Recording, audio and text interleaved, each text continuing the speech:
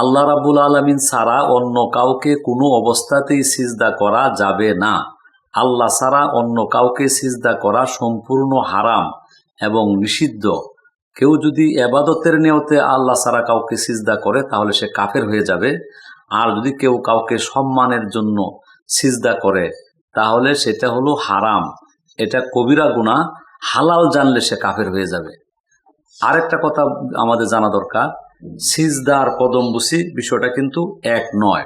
আরেকটা বিষয় এখানে উল্লেখযোগ্য যে ইনহিনা, সিজদা না হলেও কারো সম্মানার্থে শুধু মাথা নোয়ানো, এইটাও ইসলামের মধ্যে নিষিদ্ধ। যেমন আমরা দেখি বিজাতীয় অন্যান্য জাতির মধ্যে, কালচারের মধ্যে দেখা যাচ্ছে তাদের নেতা নেত্রী অথবা তাদের কোনো বড় লোক কেউ কারো সামনে আসলে তখন তারা কি করে, মাথাটাকে নোয়ায়া ঝুঁকায়া শুধু মাথা নাড়িয়ে তাদেরকে সম্মান দিয়ে দেয়।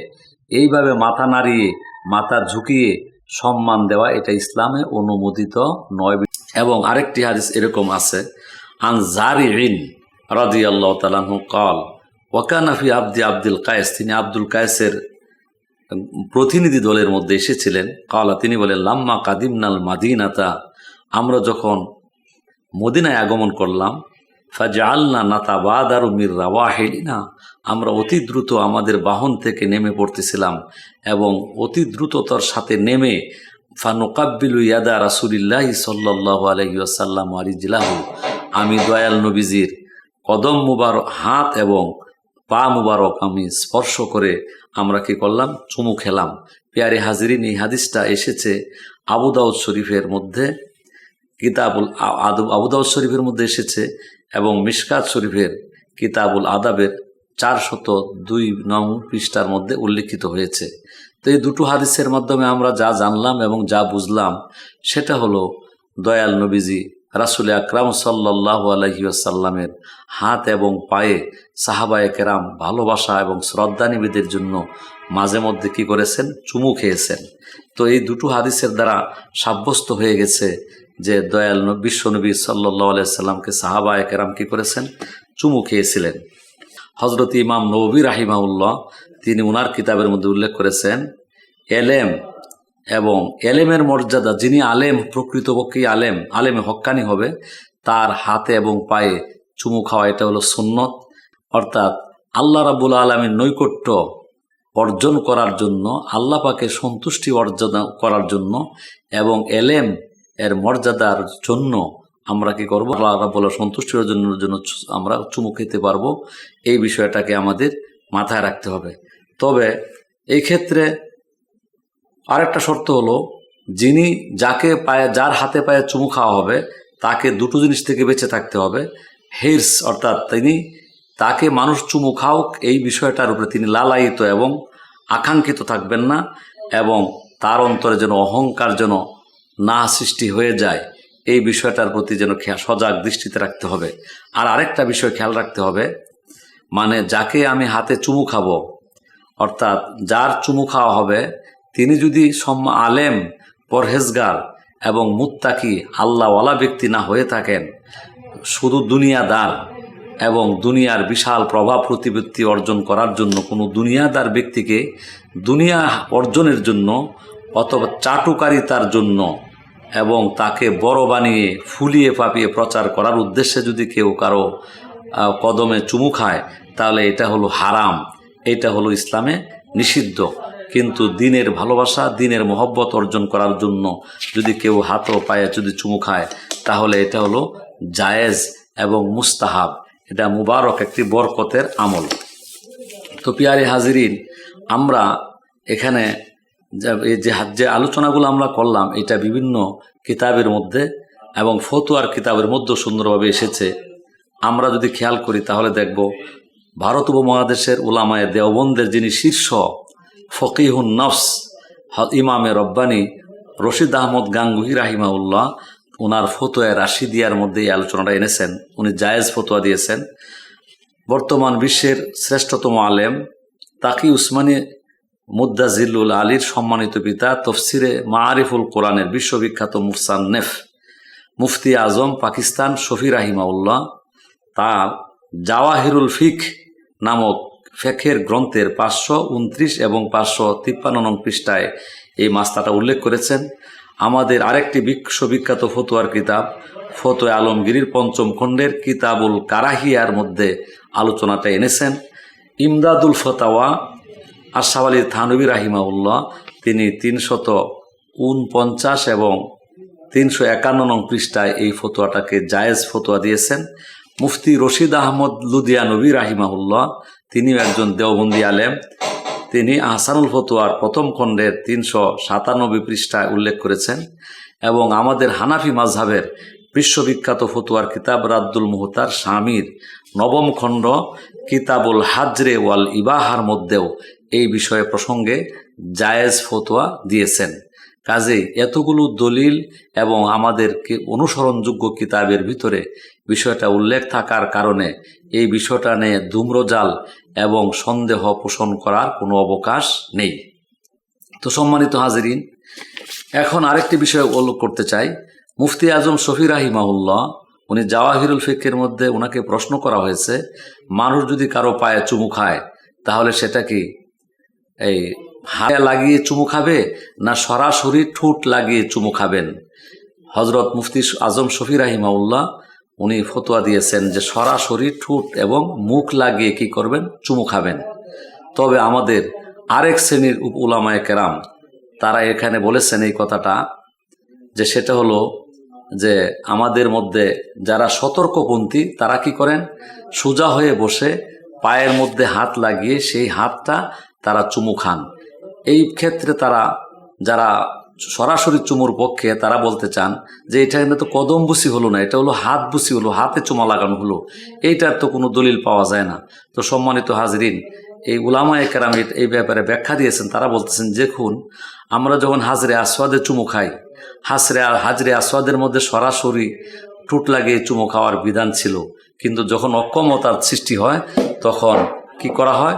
হাত লাগিয়ে সেই হাতে চুমু খাওয়াটা এটা যেহেতু বৈধ জায়েজ, কাজে এটা হাজরে আসওয়াদের সাথে যেহেতু হাত লাগিয়ে চুমু খাওয়াটা যেহেতু বৈধ হয়, এখান থেকে এই পায়ে হাত লাগিয়ে সে হাতে লাগানোটাও মানে এটাও কদমবুসির বিকল্প এবং এটাও কদমবুসির নামান্তর। তো সম্মানিত হাজিরিন, তাহলে প্রশ্ন আসতে এটা কেন করা হলো? এটা হলো যেহেতু হাদিসের মধ্যে ইনহিনা অর্থাৎ কারো সামনে মাথা নুয়ে দেওয়া, কারো সামনে মাথা নোয়ানোর মাধ্যমে সম্মান প্রদর্শন করা যেহেতু নিষিদ্ধ, এই বিষয়টা থেকে বেঁচে থাকার জন্য এই বিষয়টাকে এইভাবে ব্যাখ্যা করা হয়েছে। আরেক দল মানুষ এখানে বেশি বলে থাকেন যে তাহলে এই বিষয়টা এইভাবে তারা বলে থাকেন যে তাহলে এটা কদমবুসি হলো না। তখন তারা বলেন যে যদি কদমবুসির উদ্দেশ্যে মাথা নোয়ানো হয় তাহলে এটা ইনহেনা হবে না, কারণ ইনহেনার জন্য শর্ত হলো মাথা নোয়ানোর সময় সম্মানের নিয়ত করা শর্ত। আমাদের প্রচলিত সমাজের মধ্যে আমরা বহু কাজ করি মাথা নোয়ানোর মাধ্যমে, যেমন আমরা ধান রোপণ করি, গাছের চারা লাগাই, জুতার ফিতা বাঁধন করি, এরকম কাজগুলো করি যেগুলো আসলে মাথা নোয়ায় কাজ করতে হয়। কিন্তু কেউ মাথা নোয়ানোকে শিরিক এবং বেদাত বলেন না, কারণ এখানে মাথা নোয়ানো তাজিমের জন্য হয় না। ঠিক তদ্রূপ কেউ যদি কদমবুসি করার ক্ষেত্রে যদি তাকে মাথা নোয়ানোর নিয়ত না রাখে, শুধুমাত্র কদমবুসির জন্য তার মাথাটা নুয়ে যায় বা নিচু হয়ে যায়, তাহলে এটার মাধ্যমে ইনহিনার হুকুমের মধ্যে সে শামিল হবে না। তো সম্মানিত হাজরিন, এই বিষয়টাকে আমরা খেয়াল রাখবো। আর আরেকটা জিনিস হলো যে আমরা যখন নাকি কদমবুসি করার ক্ষেত্রে যেন আমরা ওই মানুষ আল্লাহ রাব্বুল আলামিনের নৈকট্যের নিয়ত করব, এলেমের মর্যাদা প্রতিষ্ঠিত করার জন্য এবং ওলি আল্লাহদেরকে মর্যাদা দেওয়ার জন্য আমরা এটা করব, আলেমের ইজ্জত করব। আর কিন্তু তামাল্লুক অর্থ হলো মানে চাটুকারিতা এবং নিজের মর্যাদা প্রতিষ্ঠিত করা, নিজেকে সুপ্রতিষ্ঠিত করা অথবা দুনিয়ার কোনো কিছু অর্জন করার জন্য আমরা সেই কদমবুসিকে ব্যবহার করা যাবে না, এটা সম্পূর্ণ ইসলামে নিষিদ্ধ। তো সম্মানিত হাজরিন, এই সমস্ত হাদিস এবং ফিকের কিতাবের হাওয়ালার মাধ্যমে আমরা পরিষ্কারভাবে বুঝতে পারলাম কদমবুসি করাটা এটা নিন্দনীয় নয়, এটা দূষণীয় নয়, এটা মুস্তাহাব। এবং ইমাম নববী রাহিমাহুল্লাহ মুসলিম বিশ্বের একজন জগৎ বিখ্যাত একজন তিনি মুহাদ্দিস এবং ফকি, তিনি বলছেন এটা মুস্তাহাব। এবং হাফেজ ইবনে হাজার আসকালানি রাহিমাহুল্লাহ ওনার কিতাবের মধ্যে ইমাম বুখারী এবং মুসলিম রাহিমাহুল্লাহর জীবনীর উপর আলোচনা করতে যে বলেছেন, ইমাম মুসলিম রহমাতুল্লাহ আলাইহি ইমাম বুখারীকে যে বলছিলেন, তার কপালে চুমু খাওয়ার পরে তিনি বলছিলেন, দানি ইয়া উস্তাজাল আসাতিজিন দানি ওকাব্বিলু রিজলাইকা, হে আমার শায়েখ হাদিসের মহান শিক্ষক, আপনি আমার পাকে চুমু খাওয়ার জন্য অনুমতি দিন। তো সম্মানিত হাজিরিন, এইভাবে বরেণ্য উলামায়ে কেরাম মুহাদ্দিসিনে কেরামের মধ্যে একজন আরেকজনকে হাতে পায়ে চুমু খাওয়ার রীতি সলফে সালিহিনদের মধ্যেও কি ছিল। তবে এই ক্ষেত্রে একটা জিনিস লক্ষ্য রাখতে হবে, ইমাম নববী রাহিমাহুল্লাহ আরেকটা কথা গুরুত্বপূর্ণ এই কথা বলেছেন, এটা হলো, এটা কি করতে হবে, সব সময় অবিরাম করা যাবে না। যেরকম সালাম সব সময় দিতে হয়, কদম বুসি সব সময়ের জন্য প্রযোজ্য নয়, বরং সেটা হলো মাঝে মাঝে করতে হবে। এবং কোনো সফর থেকে আসলে অথবা সফর থেকে যখন কাউকে বিদায় দেওয়া হয়, এবং যিনি দীর্ঘ সফর থেকে আসলেন এবং যিনি সফরে চলে যাচ্ছেন, এই পর্যায়ে তাদেরকে কদম বুসি করার জন্য যাওয়ার সময় এবং আসার সময়, দীর্ঘ বিরতির সময় যখন কেউ আসে এবং যায়, তখন কদম বুসির অনুমতি, এবং এটা হলো কদম বুসির ক্ষেত্র। তো সম্মানিত হাজিরিন, এই বিষয়গুলোকে আমরা খেয়াল রেখে যদি আমরা কদম বুসি করি, এখন প্রশ্ন আসতেছে যে কদম বুসি যিনি করবেন তার কি লাভ হবে, তার কি উপকার। তো সম্মানিত হাজিরিন, কিতাবের মধ্যে এই কথাটা এসে শারহিনরা আরো করে কথা বলছেন, যিনি কদমবুসি করবেন, এই কদমবুসি করার দ্বারা তার অন্তরে বিনয় সৃষ্টি হয় এবং তার আত্মার যে বেধি অহংকার, সে অহংকারটা দূরীভূত হয়, তার আত্মার অহংকার দমিত হয় এবং তিনি বিনীত হয়ে যান, এবং তার অন্তর কি হয়, বিনয়ের ভাব জাগ্রত হয়। এবং এই বিনয়, এই ভাব জাগ্রত হলে মানুষ আল্লাহ পাকের নৈকট্য অর্জন করতে পারে অতি দ্রুত গতিতে। এই জন্য আমাদের নিজেদের অহমিকা এবং দূর করা এবং বিনয় অর্জন করা আর বিনীত অর্জন করার, এটা একটা আল্লাহ পাকের একটা বিরাট গুরুত্বপূর্ণ আরেকটি ইবাদত।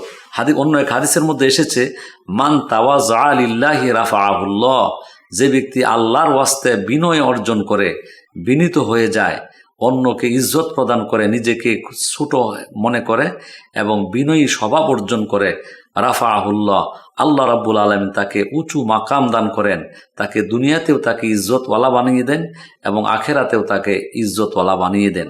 আরেকটা কথা এই প্রসঙ্গে মনে রাখতে হবে, যারা নাকি নিজেরা অহংকার মুক্ত যারা হবার চেষ্টা করবেন না, এক হাদিসে এই ব্যাপারে কঠোর নিষেধাজ্ঞা এসেছে, মান কানা ফি কালবিহি মিসকালু যাররাতিন মিন কিবরিন লা ইয়াদখুলুল জান্নাতা মান কানা ফি কালবি মিসকালু যাররাতিন মিন কিবরিন, যার অন্তরে সরিষার দানা পরিমাণ অহংকার থাকবে, সে ব্যক্তি কখনো জান্নাতে প্রবেশ করতে পারবে না। তো মান কানাফি কালবি মিসকালু যাররাতিন লা ইয়াদখুলুল জান্নাতা মান কানাফি কালবিহি মিসকালু যাররাতিন মিন কিবরিন, সরিষার দানা পরিমাণ অহংকার যার হৃদয়ে পোষণ করবে, সে কি করবে না, জান্নাতে প্রবেশ করতে পারবে না। তো হলো আমাদের অন্তরের অহংকার দূরীভূত করা, এবং যারা আমরা ছোট আছি, যারা আমরা শিক্ষার্থী এবং যারা হক্কানি পীরের মুরিদ এবং অনুসারী এবং বুজুর্গানে দিনের বড় বড় উলামায়ে কেরামের যারা আমরা ছাত্র হিসাবে অবস্থান করি, তাদের জন্য আমাদের উস্তাদ এবং আসাতেজারা বুজুর্গানে দিন, পিতা মাতা এবং বুজুর্গানে দিনের এবং শ্বশুর শাশুড়ি সহ সম্মানিত ব্যক্তিদেরকে আমরা ইজ্জত করব।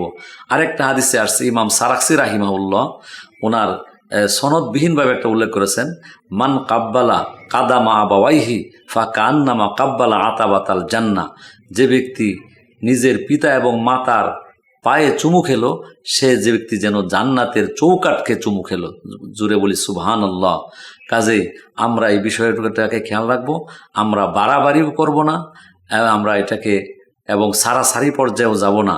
আমরা কদম বুসিকে যে পর্যায়ের হুকুম মুস্তাহাব আমল হিসাবে এটা আমরা চালু রাখবো, অব্যাহত রাখবো, এবং আমরা সমাজের কারো প্রতি বিদ্বেষ এবং হিংসা এবং নিজেদের ঔদ্ধত্য প্রকাশ করব না।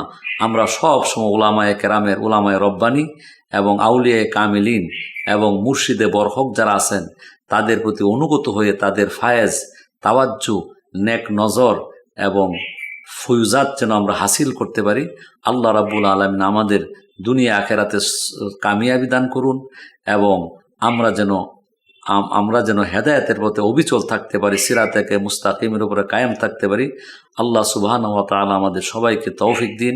ওয়া আখিরু দাওয়ানা আনিল হামদুলিল্লাহি রাব্বিল আলামিন। আসসালামু আলাইকুম ওয়া রাহমাতুল্লাহি ওয়া বারাকাতুহু।